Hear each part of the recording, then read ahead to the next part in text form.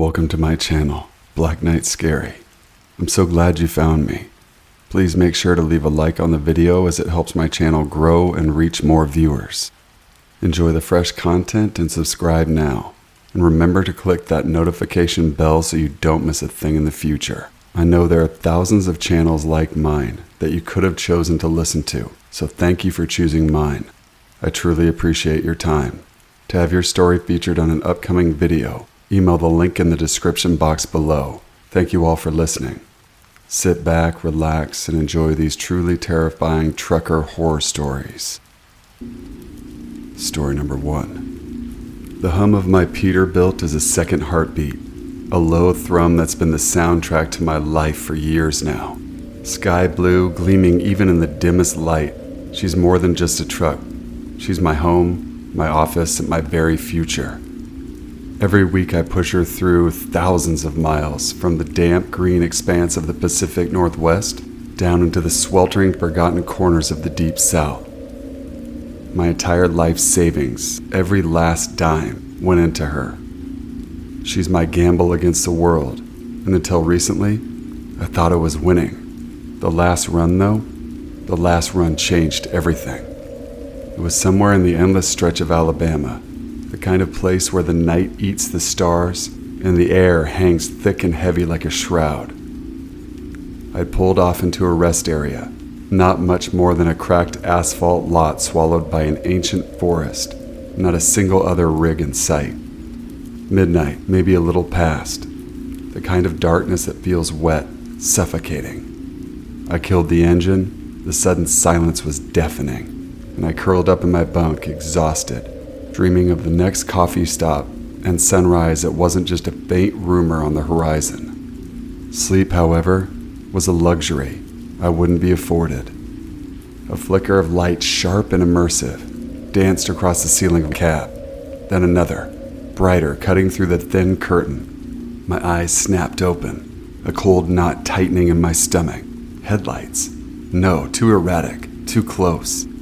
I stayed perfectly still, barely breathing, and pressed my face against the side window, peering out into the oppressive darkness.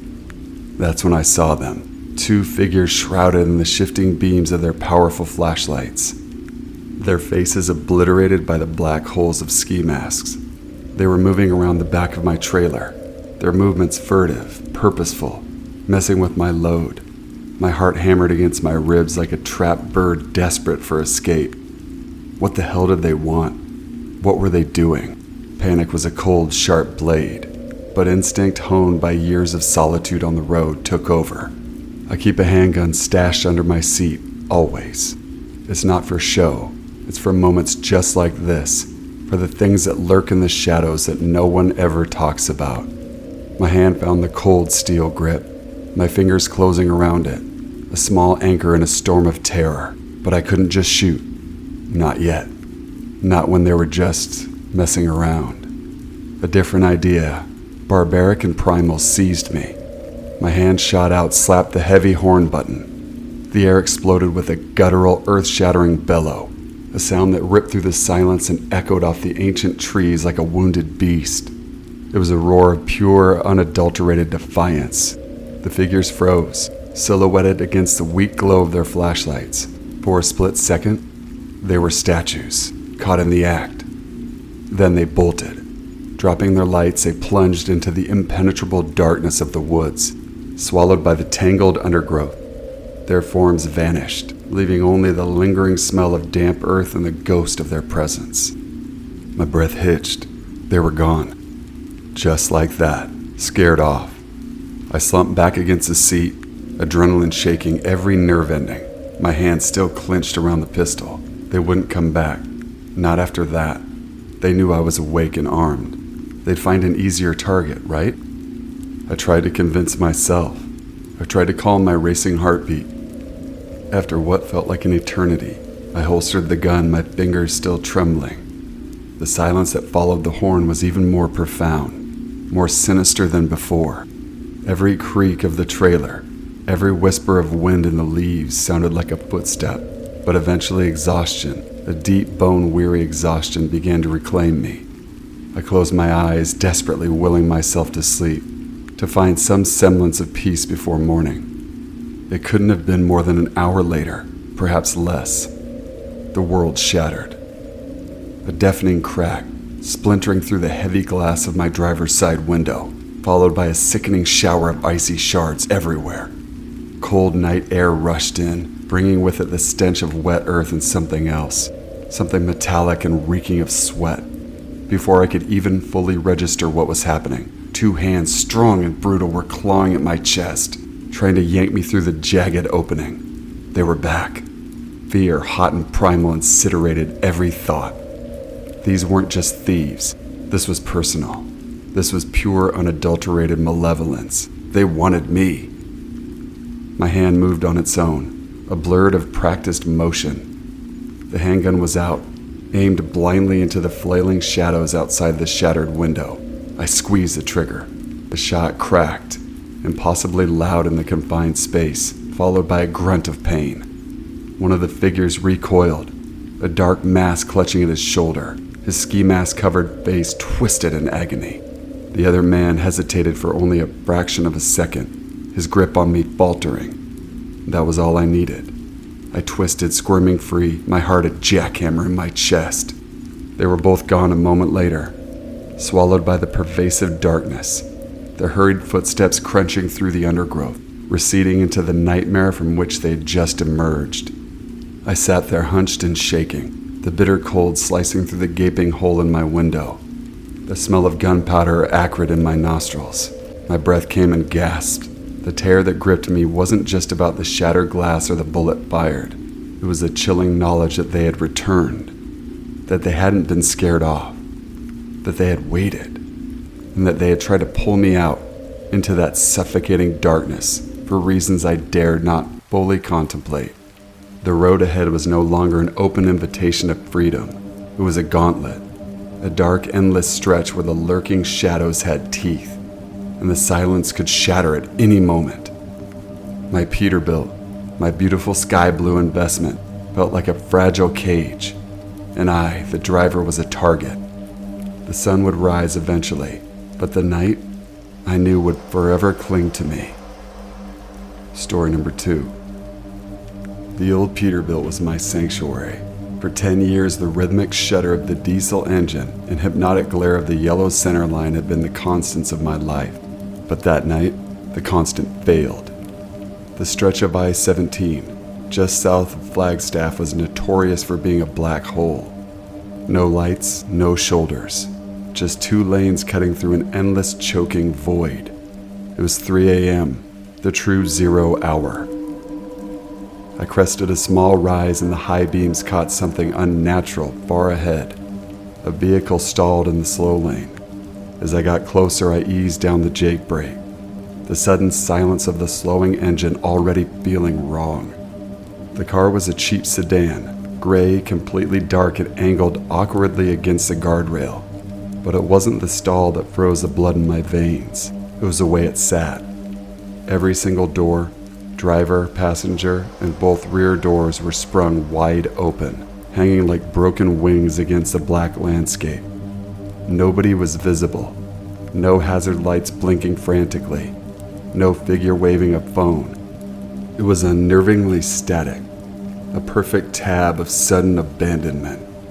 I pulled the rig over onto the scant gravel shoulder, killed the powerful engine, and the world collapsed into acoustic death. The silence was immediate, absolute, and suffocating. It was the sound of a vacuum where sound should be.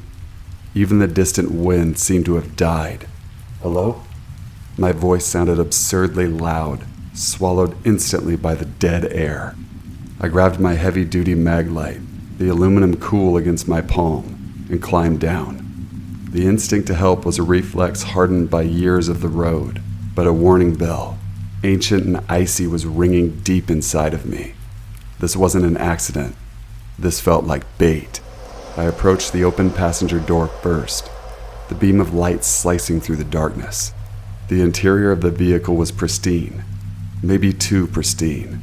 No blood, no dropped cell phone, no signs of a struggle, just a cold synthetic smell of cheap plastic and upholstery. I shone the light into the back seat, empty. The light lingered on the asphalt directly beneath the sedan, scanning for footprints or keys. Nothing. The stillness of the place was pressing in on me, making my ears ache. Everything about this place was wrong. I should have been back in my truck, locking the doors and powering away. But the sheer lack of explanation kept me rooted. Where were the people who had been driving this car? I turned towards the open driver's side door, taking one last deep breath of metallic, freezing night air. That was when the world ended. There was no sound, no warning, only the explosive, blinding pain that detonated at the base of my skull. It felt like I'd been struck by a sledgehammer wrapped in velvet. Solid force followed by immediate disillusion.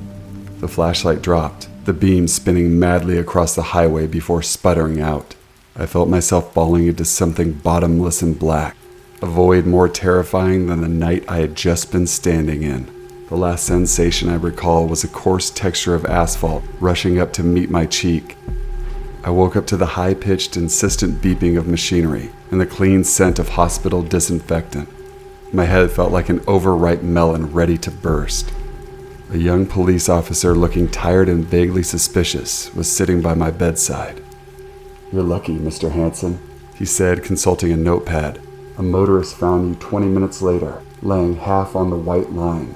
You have a serious concussion." I tried to speak, but a dry rasp was all that escaped. My rig." The officer sighed, the sound heavy and professional. "Gone." This was a setup, plain and simple. They used the abandoned car as a lure. 2 men, judging by the witness report. My stomach dropped further than any canyon I'd ever driven past. 10 years of work, my entire livelihood vanished. "The witness," the officer continued, his voice dropping slightly, "was crucial. She was driving eastbound and saw the tail end of the attack. She slowed down, got a clear identification of the vehicle before being driven away, and she saw them standing over you a second before they fled."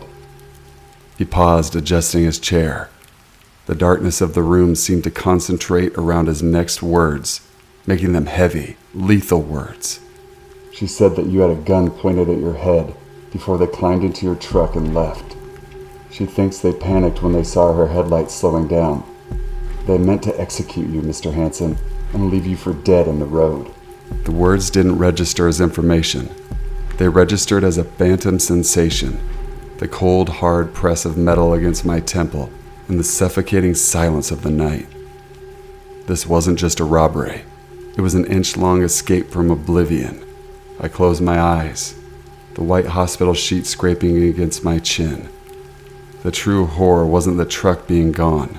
The true horror was knowing that when I stepped out of my sanctuary and into that deafening silence, I had walked straight towards a trap set by men who didn't want to witness, didn't want to struggle, and valued my life less than the fuel in my tanks. I had narrowly escaped being just another anonymous stain on that terrible black highway.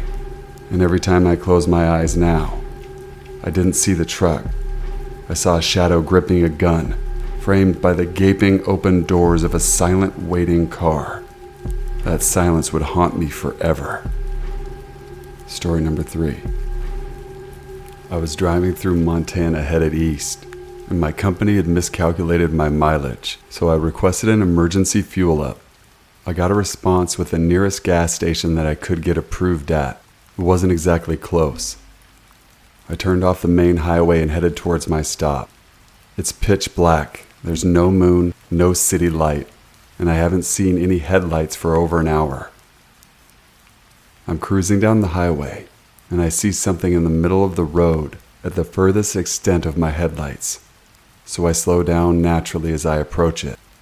When I come to pass it, I get one good glance at it and slam on my brakes. As I pass right into the middle of the highway, all I could think was, what did I just see? So I back up looking in my mirror until I see its red silhouette in my brake lights. I pull my brakes, put on my jacket and grab my flashlight and hop out. I walk to the back of my trailer and put my light on it, and there it was, a headless, skinless, mangled corpse. I froze and my jaw dropped. I didn't know what I was looking at. I just stood there in the middle of the highway, in the cold, stagnant air. The only sound is the hum of my truck 50 feet away, watching the steam rise from this pile of meat. There was no fur. There was no clothing. Just a fully intact rib cage with a mess of other miscellaneous bones attached by ligaments. I debated calling the police, as the rib cage looked big enough for someone my size. But I looked at my phone and had 0 cell service. The nearest town was 50 miles out. When I put my phone away, I flashed my light around, and standing at the end of the road were a handful of coyotes staring at me. Then they started coming through the fence and trotting in my direction. I figured this is a part where I get back in my truck before I get into a situation. So I did and continued on my way. I still to this day do not know if it was human or not. Whatever it was and whatever had happened, I was almost a witness of. I convinced myself that it was more likely a deer and was hit by another truck like my own at highway speeds. That would definitely do significant damage. But in retrospect, I've never seen roadkill missing its flesh before.